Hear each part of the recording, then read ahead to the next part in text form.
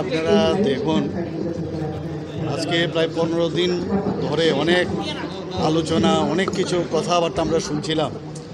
তো পেহেলগাঁওতে যে অমানবিক, যে পাকিস্তান পুষ্ট যারা টেররিস্টরা ছিল, যেভাবে নৃশংসভাবে আমাদের ভারতীয় 25 জনকে হত্যা করেছেন এবং আমাদের যে নেপালের আরেকজনকে, মানে টোটাল 26 জনকে যে নৃশংসভাবে হত্যা করেছেন, আমাদের যশস্বী প্রধানমন্ত্রী নরেন্দ্র মোদীজি বলেছিলেন যে কাউকে ছাড়া হবে না, টেররিস্টকে ধ্বংস না করা পর্যন্ত ততদিন চুপ থাকবে না ভারত। এবং অনেক কথা হচ্ছিল নানাভাবে, কিন্তু আজকে আপনারা দেখতে পেলাম কি গতকাল 1টার পরে যেভাবে আক্রমণ করা হয়েছে এবং কোনো সিভিলিয়ানের, এখন পর্যন্ত যা খবর আছে, কোনো সিভিলিয়ান কিন্তু মানে তাদের কিন্তু ক্যাজুয়ালিটির খবর নেই।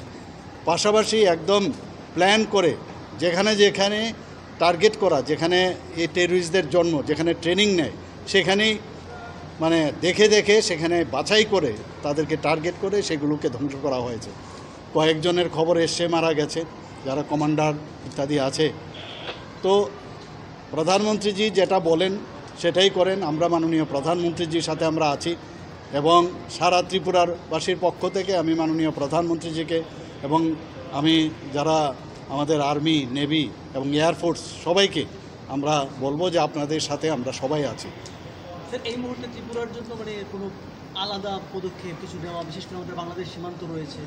না, আমাদের তো আগেই কালকেও আমাকে প্রশ্ন করা হয়েছিল, আজকে মক ড্রিল হবে।